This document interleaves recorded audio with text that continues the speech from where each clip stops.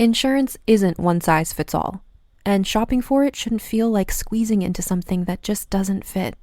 That's why drivers have enjoyed Progressive's Name Your Price tool for years. With the Name Your Price tool, you tell them what you want to pay, and they show you options that fit your budget. Enough hunting for discounts, trying to calculate rates, and tinkering with coverages. Maybe you're picking out your very first policy, or maybe you're just looking for something that works better for you and your family. Either way, they make it simple to see your options. No guesswork, no surprises. Ready to see how easy and fun shopping for car insurance can be? Visit Progressive.com and give the Name Your Price tool a try. Take the stress out of shopping and find coverage that fits your life, on your terms. Progressive Casualty Insurance Company and Affiliates. Price and coverage match limited by state law. This episode is brought to you by Accenture. When your advertising operations fall out of sync, everything else follows. Spotify and Accenture are working together to reinvent the rhythm of ad sales, using automation, analytics, and smarter workflows to simplify campaign delivery and access better data across the business. The result? Less time spent on operations, more time connecting brands with the moments and fandoms that matter most. Learn more at accenture.com/Spotify.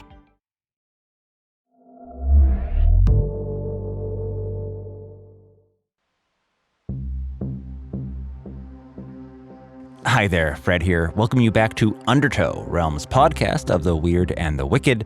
As I write this, it is early July, and I've been descending a rabbit hole I'd like to offer you to join me on.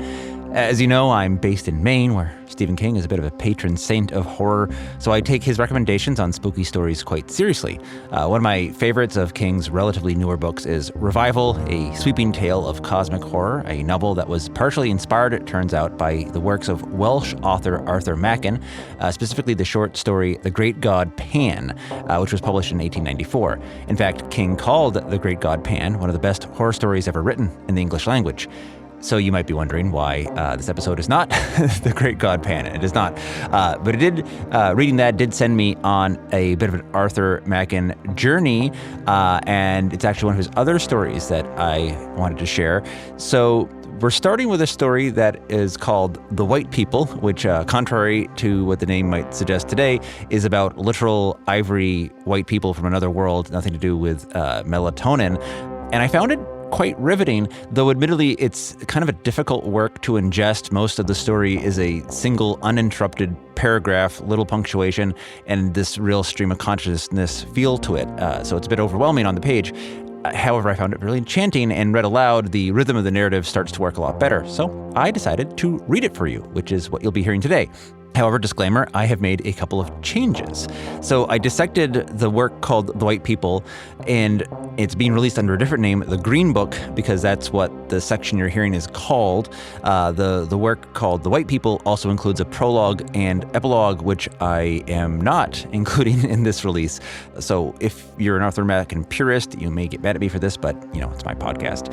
And so my explanation here is that the prologue and epilogue of the original story that bracket The Green Book, you'll hear itself is presented as a journal, a literal green book that's a first-person account of a young woman who goes on some extraordinary experiences. She passes through the veil, visits other worlds, and tries to reconcile these experiences with the limits that are imposed by her gender and societal norms of her time, threaded with little recollections of a really quite lovely relationship with her girlhood nurse, who has taken on a maternal role after her mother has died and is a big contrast to the stern and overbearing father. So in the original text, the prologue and epilogue introduce two male characters in Victorian England. There's a visitor, the curious Cotgrave, and there's a host, the intellectual Ambrose. Ambrose leads a rather, in my view, didactic conversation about the nature of good and evil. Evil in this context being defined as things that kind of go against God's order in the universe, not murder or theft or social misdeeds, but instead sin is defined as sort of breaking the order of the universe in the search for forbidden knowledge. Examples of evil being if the roses in your garden sang a weird song, or if the stones in the road began to swell and grow before your eyes, and if the pebble that you noticed at night had shot out stony blossoms in the morning. Things that we might call cosmic horror today. The point in this passage being that basically human beings should be of this realm. It is a realm with rules that were defined by God, even though obviously from the time it's a more scientific understanding of the universe that's still kind of reconciling with the godness of it all. And that certainly the message here is that exploring other realms and seeking to gain and manipulate their power in this realm is the act of a sinner, and it's evil in a way that's more profound than any sort of social evil that you get in trouble with at the courthouse. So the Green Book, presented in the world of the story as a real account of a young woman who went on such journeys, whom Ambrose purports to have known, is provided as evidence that evil exists. And so for me, as a reader in 2026, I find that the account, the content of the Green Book itself is absolutely riveting. And I question that there's a need to make this young woman's account be safer by confining it within the superstructure of these two older men who are frankly mansplaining her experience. I feel like that's probably something that needed to exist to get the book published 130 years ago, but today feels very vestigial. So I've taken the liberty of sloughing it off and liberating this young woman's account, and will let the account speak for itself. Finally, I took another couple liberties with the text. I replaced the use of the word queer in the text with either strange or weird, since that's what it was clearly meant to be doing, and not suggesting what the extra layers of meaning that the word queer has today. And similarly, I did leave the term white people intact, because that's used throughout and a little complicated to excise, but there is a, quote, black man who has been replaced with dark man, who is a sort of shadowy figure, clearly, again, just to sort of make the story make more sense today and not bump you unnecessarily. So if you are interested in continuing down the wild path with me, let us begin. This is The Green Book by Arthur Machen. I will be presenting it in two parts. Here is part one. It is read for you by yours truly.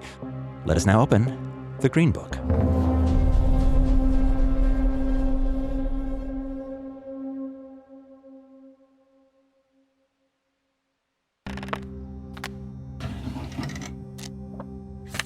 The morocco binding of the book was faded, and the color had grown faint, but there were no stains, nor bruises, nor marks of usage. The book looked as if it had been bought on a visit to London some 70 or 80 years ago, and had somehow been forgotten and suffered to lie away out of sight. There was an old, delicate, lingering odor about it, such an odor as sometimes haunts an ancient piece of furniture for a century or more. The end papers, inside the binding, were oddly decorated with colored patterns and faded gold.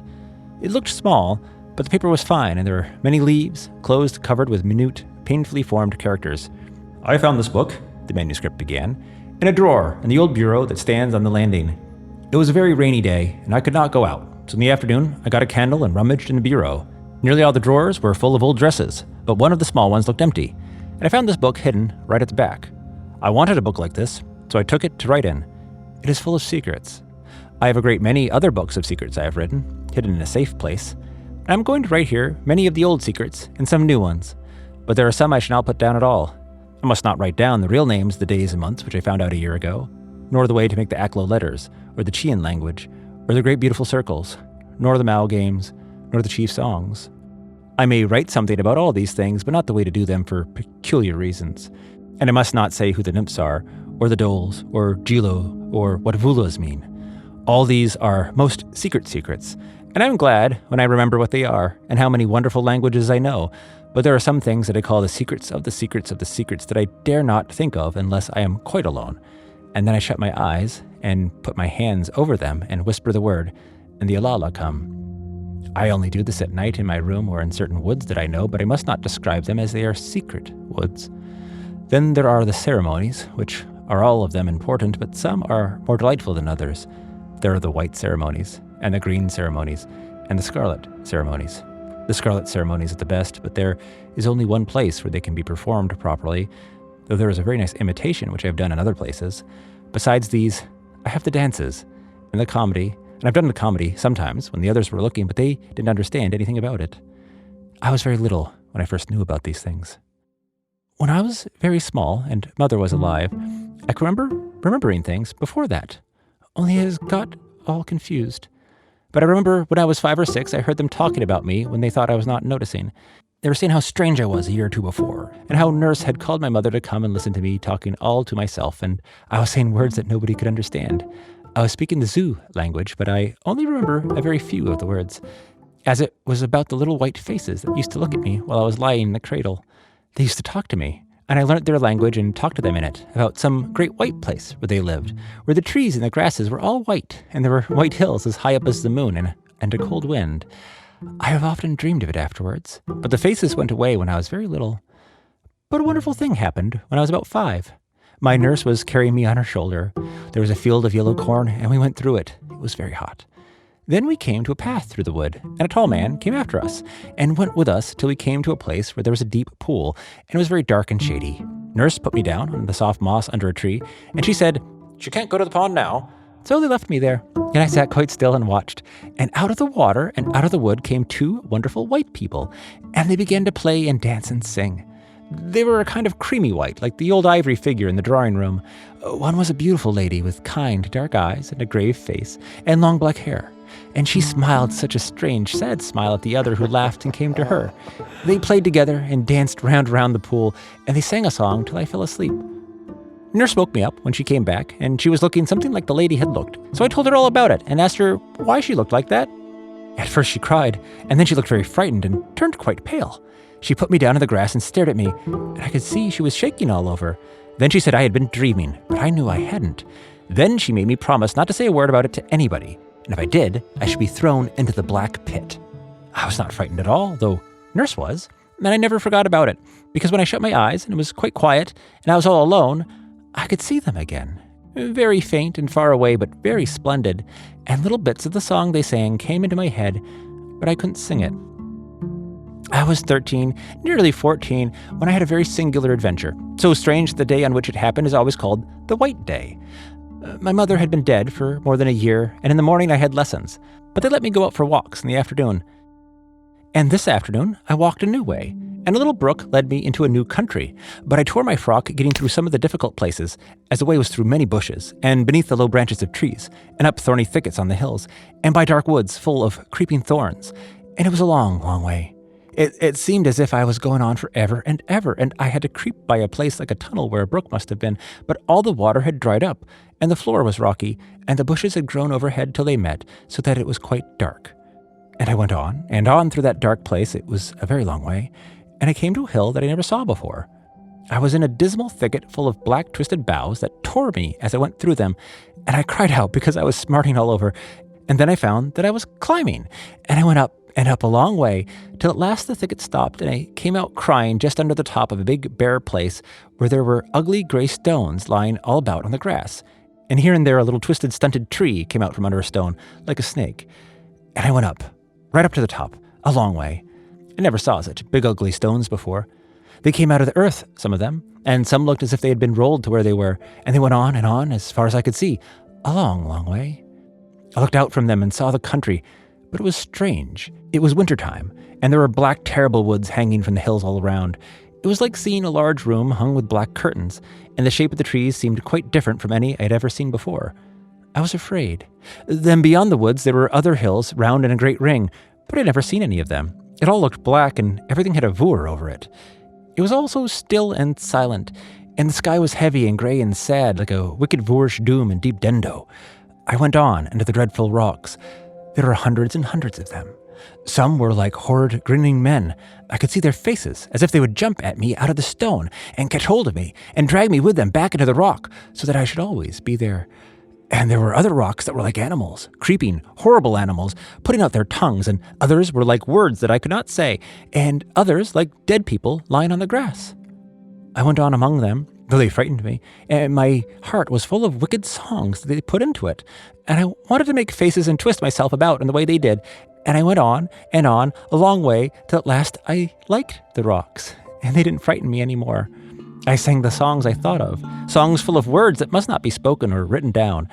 Then I made faces like the faces on the rocks, and I twisted myself about like the twisted ones, and I lay flat down on the ground like the dead ones, and went up to the one that was grinning and put my arms round him and hugged him. And so I went on and on through the rocks till I came to a round mound in the middle of them. It was higher than a mound. It was nearly as high as our house, and it was like a great basin turned upside down, all smooth and round and green, with one stone, like a post, sticking up at the top. I climbed up the sides, but they were so steep I had to stop, or I should have rolled all the way down again, and I should have knocked against the stones at the bottom and perhaps been killed. but I wanted to get to the very top of the big round mound. So I lay down flat on my face and took hold of the grass with my hands and drew myself up, bit by bit, till I was at the top. Then I sat down on the stone in the middle and looked all around about. I felt I had come such a long way, such a long, long way, just as if I were 100 miles from home, or in some other country, or in one of the strange places I'd read about in Tales of the Genie and the Arabian Nights, or as if I had gone across the sea, far away, for years, and I had found another world nobody had ever seen or heard of before, or as if I had somehow flown through the sky and fallen on one of the stars that I read about, where everything is dead and cold and gray and there is no air and the wind just doesn't blow. I sat on the stone and looked all round and down and round about me.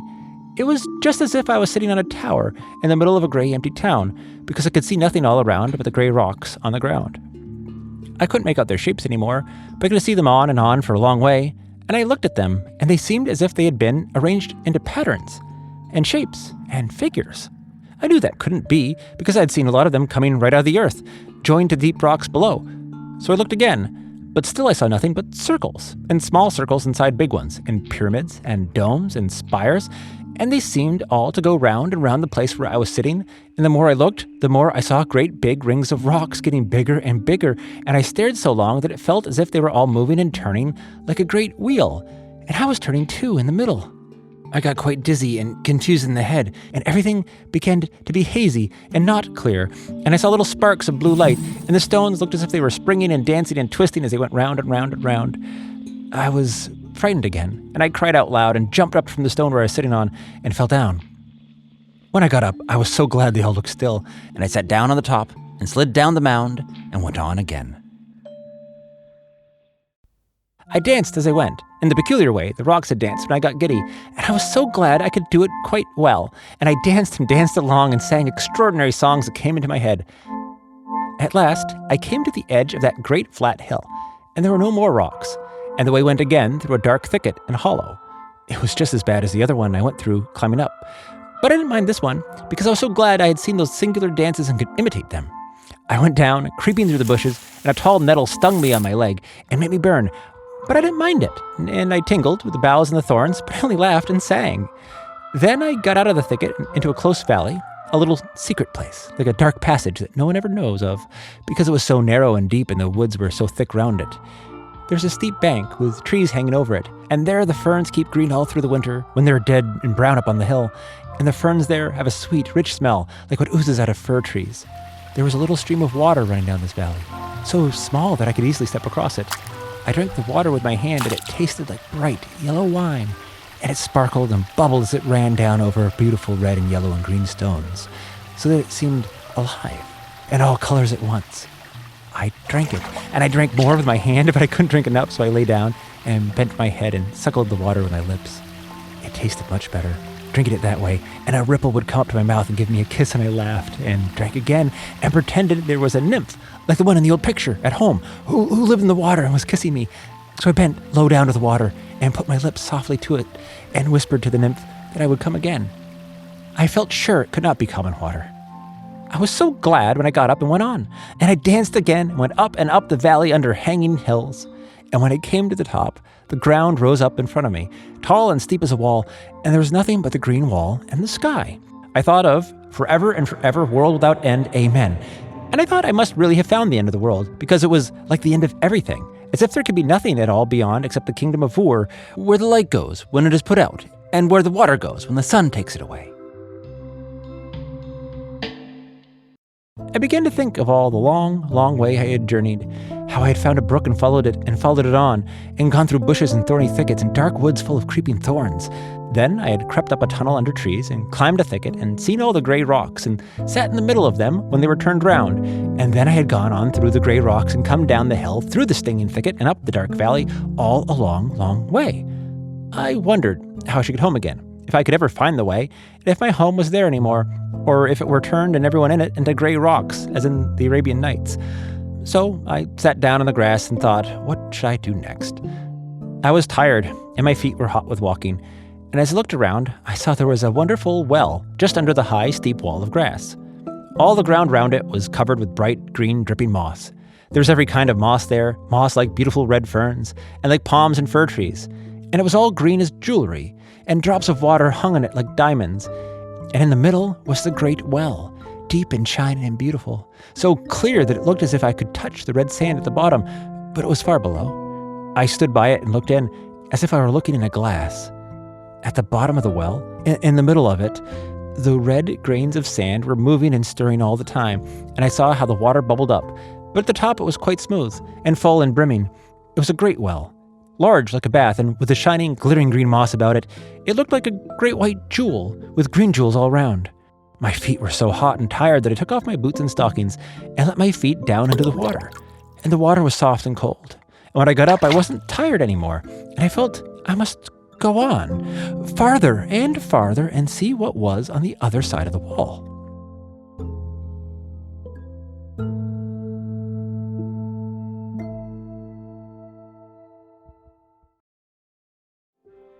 Hey, it's Fred here, excited for all the fun activities here in the heart of summer, trips to the beach or lake, weddings, parties, dining al fresco, professional mixers, and so much more. It's the time of year where you want versatile, comfortable wardrobe pieces that keep up with your life, which is why I love Quince.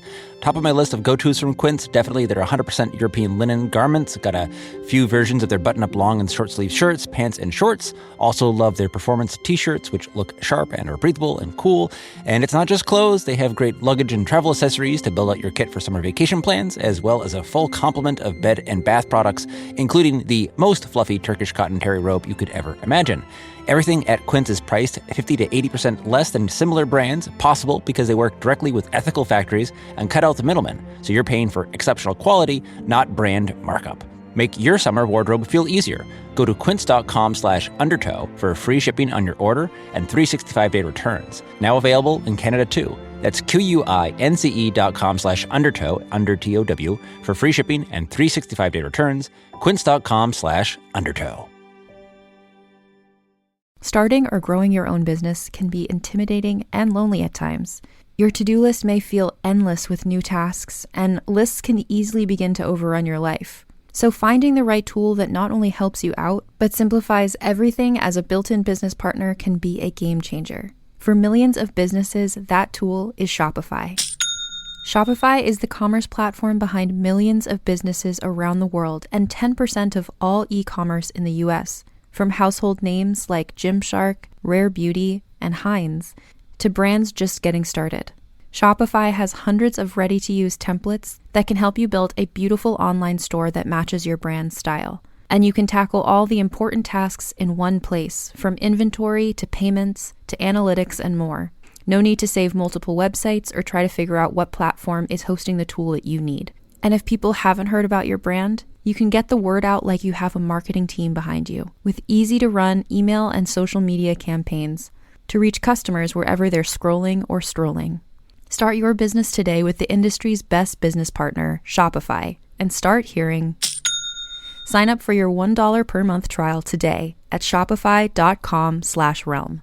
Go to shopify.com/realm. That's shopify.com/realm. This summer, soccer is here, and so are the watch parties. And Uber Eats has your game day essentials covered. Everything you need to keep your crowd happy, delivered straight to your door. Get wings, pizza, chips, dips, fresh ingredients, and more. Keep the soccer going and all your game day essentials flowing. Order in so you can lock in for the games. Only on Uber Eats for a limited time. I climbed up it very slowly, going sideways all the time, and when I got to the top and looked over, I was in the strangest country that I had seen, stranger even than the hill of the gray rocks. It looked as if Earth children had been playing there with their spades, as it was all hills and hollows and castles and walls made of earth and covered with grass. There were 2 mounds, like big beehives, round and great and solemn, and then hollow basins, and then a steep mountain wall, like the ones I saw once by the seaside where the big guns and soldiers were. I nearly fell into one of the round hollows. It went away from under my feet so suddenly, and I ran fast down to the side and stood at the bottom when I looked up. It was strange and solemn to look up. There was nothing but the gray, heavy sky and the sides of the hollow. Everything else had gone away, and the hollow was the whole world. And I thought that at night it must be full of ghosts and moving shadows and pale things when the moon shone down to the bottom at the dead of night. and the wind wailed up above. It was so strange and solemn and lonely, like a hollow temple of dead heathen gods. It reminded me of a tale my nurse had told me when I was quite little. It was the same nurse who took me into the wood, where I saw the beautiful white people. And I remembered how nurse had told me the story one winter night, when the wind was beating the trees against the wall and crying and moaning in the nursery chimney. She said there was, somewhere or other, a hollow pit, just like the one I was standing in. Everybody was afraid to go into it or near it. It was such a bad place. But once upon a time, there was a poor girl who said she would go into the hollow pit, and everyone tried to stop her, but she would go. And she went down into the pit and came back laughing and said there was nothing there at all except green grass and red stones and white stones and yellow flowers. And soon after, people saw she had most beautiful emerald earrings, and they asked how she got them, as she and her mother were quite poor. But she laughed and said her earrings were not made of emeralds at all, but only of green grass. Then one day, she wore on her breast the reddest ruby that anyone had ever seen. It was as big as a hen's egg and glowed and sparkled like a hot burning coal of fire. And they asked her how she got it, as she and her mother were quite poor. But she laughed and said it was not a ruby at all, but only a red stone. And then, one day, she wore around her neck the loveliest necklace that anyone had ever seen, much finer than the queen's finest, and it was made of great bright diamonds, hundreds of them, and they shone like all the stars on a night in June. So they asked her how she got it, as she and her mother were quite poor. But she laughed and said they were not diamonds at all, but only white stones. And one day, she went to court, and she wore on her head a crown of pure angel gold, so nurse said, and it shone like the sun, and it was much more splendid than the crown the king was wearing himself. And in her ears she wore the emeralds, and the big ruby was the brooch on her breast, and the great diamond necklace was sparkling on her neck. And the king and queen thought she was some great princess from a long way off, and got down from their thrones and went to meet her. But somebody told the king and queen who she was, and that she was quite poor. So the king asked why she wore a gold crown, and how she got it, as she and her mother were so poor. And she laughed and said it wasn't a gold crown at all, but only some yellow flowers she had put in her hair. And the king thought it was very strange, and said she should stay at the court, and they would see what would happen next. And she was so lovely that everybody said that her eyes were greener than the emeralds, that her lips were redder than the ruby, that her skin was whiter than the diamonds, and that her hair was brighter than the golden crown. So the king's son said he would marry her, and the king said he might. And the bishop married them, and there was a great supper. And afterwards the king's son went to his wife's room. But just when he had his hand on the door, he saw a tall, dark man with a dreadful face standing in front of the door. And a voice said, "Venture not upon your life. This is mine own wedded wife." Then the king's son fell down on the ground in a fit. And they came and tried to get into the room, but they couldn't. And they hacked at the door with hatchets, but the wood had turned hard as iron. And at last everyone ran away. They were so frightened at the screaming and laughing and shrieking and crying that came out of the room. But next day they went in and found there was nothing in the room but thick black smoke, because the dark man had come and taken her away. And on the bed there were 2 knots of faded grass and a red stone, and some white stones, and some faded yellow flowers. I remembered this tale of nurse's while I was standing at the bottom of the deep hollow. It was so strange and solitary there, and I felt afraid. I could not see any stones or flowers, but I was afraid of bringing them away without knowing, and I thought I would do a charm that came into my head to keep the dark man away. So I stood right in the very middle of the hollow, and I made sure that I had none of those things on me, and then I walked around the place and touched my eyes and my lips and my hair in a peculiar manner, and whispered some strange words that nurse taught me to keep bad things away. Then I felt safe and climbed out of the hollow, and went on through all those mounds and hollows and walls, till I came to the end, which was high above all the rest, and I could see that all the different shapes of the earth were arranged in patterns, something like the gray rocks, only the pattern was different. It was getting late, and the air was indistinct, but it looked from where I was standing something like 2 great figures of people lying on the grass. And I went on, and at last I found a certain wood, which is too secret to be described, and nobody knows of the passage into it, which I found out in a very curious manner by seeing some little animal run into the wood through it. So I went after the animal by a very narrow, dark way, under thorns and bushes, and it was almost dark when I came to a kind of open place in the middle. And there I saw the most wonderful sight I had ever seen. But it was only for a minute, as I ran away directly and crept out of the wood by the passage I had come by, and ran as fast as ever I could, because I was afraid what I had seen was so wonderful and so strange and beautiful. But I wanted to get home and think of it, and I did not know what might happen if I stayed by the wood. I was hot all over and trembling, and my heart was beating, and strange cries that I could not help came from me as I ran from the wood. I was glad the great white moon came up from over around a hill and showed me the way. So I went back through the mounds and hollows and down the close valley and up through the thicket over the place of the gray rocks. And so at last, I got home again.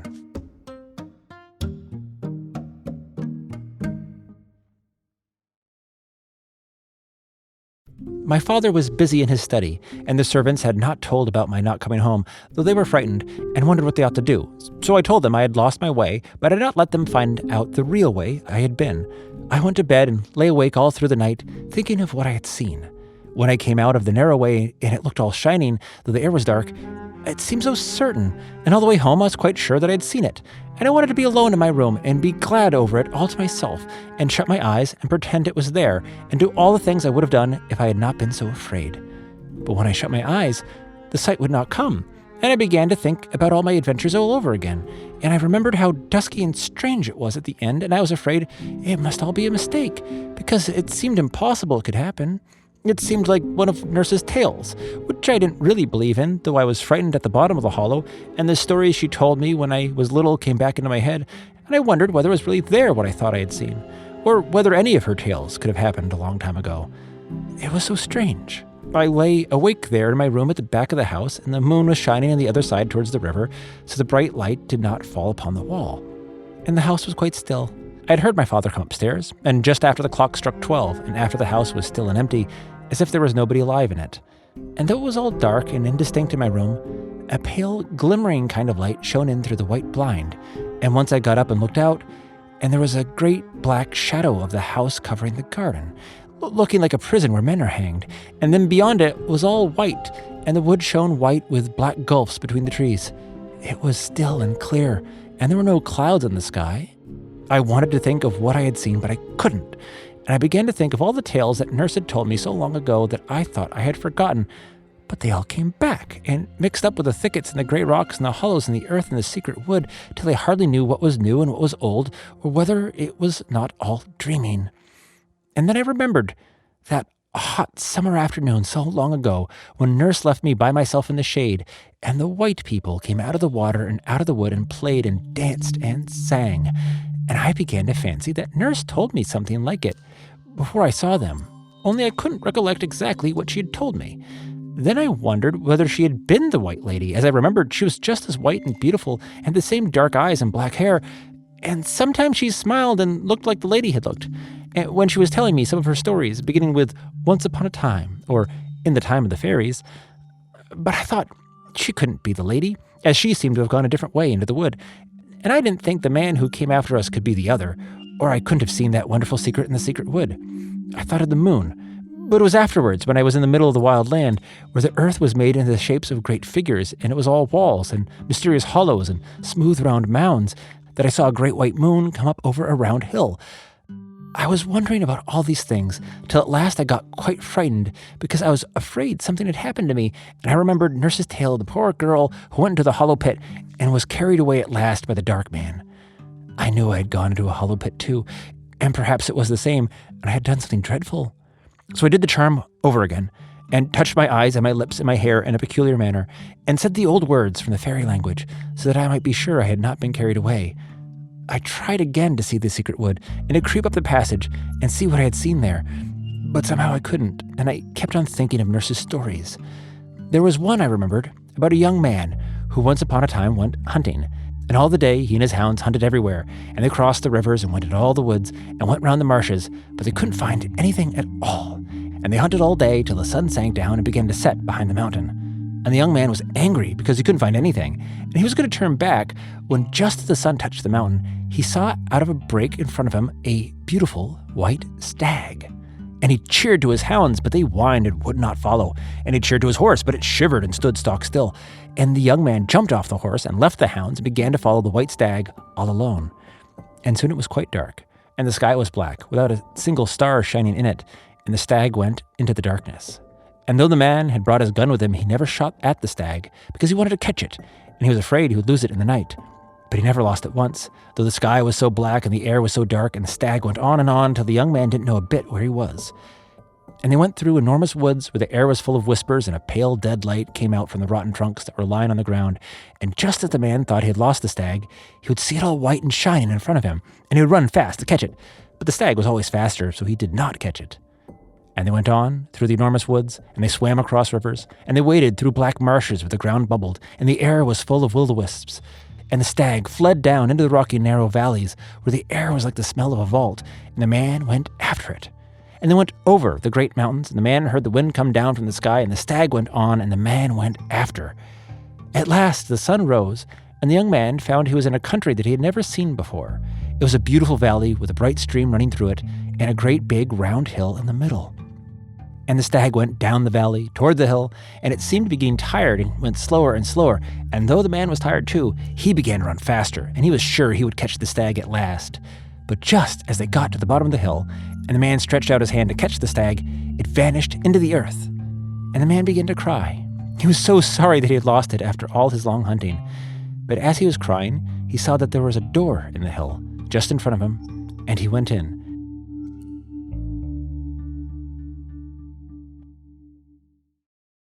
It was quite dark, but he went on, as he thought he would find the white stag. And all of a sudden it got light, and there was the sky, and the sun shining, and birds singing in the trees, and there was a beautiful fountain. And by the fountain, a lovely lady was sitting, who was the queen of the fairies. And she told the man that she had changed herself into a stag to bring him there because she loved him so much. Then she brought out a great gold cup, covered with jewels from her fairy place, and she offered him wine in the cup to drink. And he drank. And the more he drank, the more he longed to drink because the wine was enchanted. So he kissed the lovely lady, and she became his wife. And he stayed all that day and all that night in the hill where she lived. And when he woke, he found he was lying on the ground, close to where he had seen the stag first. And his horse was there, and his hounds were there waiting. And he looked up, and the sun sank behind the mountain. And he went home and lived a long time. But he would never kiss any other lady because he had kissed the queen of the fairies. And he would never drink common wine anymore because he had drunk enchanted wine. And sometimes Nurse told me tales that she'd heard from her great-grandmother, who was very, very old, and lived in a cottage in the mountain all alone.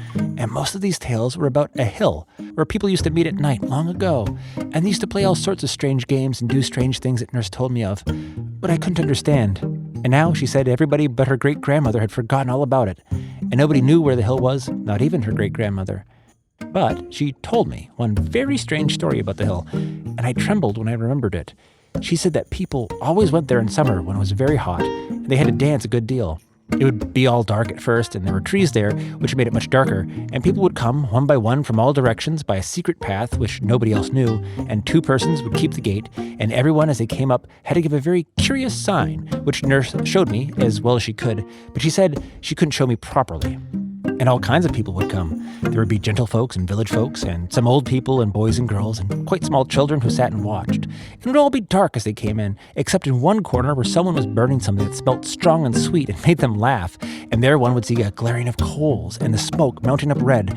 So they would all come in, and when the last had come, there's no door anymore, so that no one else could get in, even if they knew there was anything beyond. And once, a gentleman who was a stranger and had ridden a long way lost his path at night, and his horse took him into the very middle of the wild country, where everything was upside down, and there were dreadful marshes and great stones everywhere, and holes underfoot, and the trees looked like gibbet posts, because they had great black arms that stretched out across the way. And this strange gentleman was very frightened, and his horse began to shiver all over, and at last it stopped and wouldn't go any farther. And the gentleman got down and tried to lead the horse, but it wouldn't move, and it was all covered with a sweat, like death. So the gentleman went on all alone, going farther and farther into the wild country, till at last he came to a dark place, where he heard shouting and singing and crying like nothing he'd ever heard before. It all sounded quite close to him, but he couldn't get in, and so he began to call, and while he was calling, something came up behind him, and in a minute his mouth and arms and legs were all bound up, and he fell into a swoon. And when he came to himself, he was lying by the roadside, just where he'd first lost his way, under a blasted oak with a black trunk, and his horse was tied beside him. So he rode on to the town and told the people there what had happened, and some of them were amazed, but others knew. So when once everybody had come, there was no door at all for anybody else to pass in. And when they were all inside, round in a ring, touching each other, someone began to sing in the darkness, and someone else would make a noise like thunder. And on still nights, people would hear the thundering noise far, far away beyond the wild land, and some of them, who thought they knew what it was, used to make a sign on their breasts when they woke up in their beds at dead of night and heard that terrible deep noise like thunder on the mountains. And the noise and the singing would go on and on for a long time, and the people who were in a ring swayed a little to and fro, and the song was in an old language that nobody knows now, and the tune was weird. Nurse said her great-grandmother had known someone who remembered a little of it when she was quite a little girl, and Nurse tried to sing some of it to me, and it was so strange a tune that I turned all cold and my flesh crept as if I had put my hand on something dead. Sometimes it was a man that sang, and sometimes it was a woman, and sometimes the one who sang it did it so well that 2 or 3 of the people who were there fell to the ground shrieking and tearing with their hands. The singing went on, and the people in the ring kept swaying to and fro for a long time, and at last the moon would rise over a place they called Tol Dol, and came up and showed them swinging and swaying from side to side with a sweet thick smoke curling up from the burning coals and floating in circles all around them. Then they had their supper. A boy and a girl brought it to them. The boy carried a great cup of wine, and the girl carried a cake of bread, and they passed the bread and the wine round and round, but they tasted quite different from common bread and common wine, and changed everybody that tasted them. Then they all rose up and danced, and secret things were brought out of some hiding place, and they played extraordinary games, and danced round and round and round in the moonlight. And sometimes people would suddenly disappear and never be heard of afterwards, and nobody knew what had happened to them. And they drank more of that curious wine, and they made images and worshipped them. And Nurse showed me how the images were made one day when we were out for a walk, and we passed by a place where there was a lot of wet clay.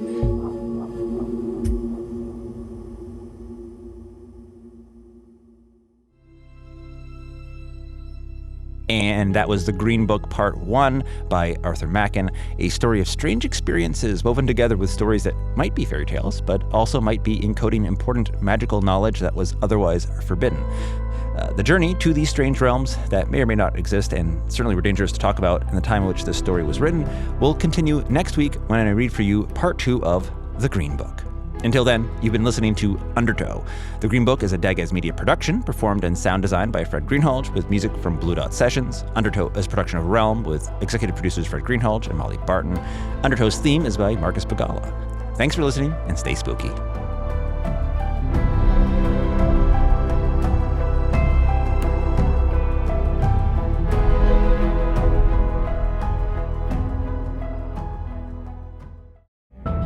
The war is over, and both sides lost. Kingdoms were reduced to cinders, and armies scattered like bones in the dust. Now the survivors claw to what's left of a broken world, praying the darkness chooses someone else tonight.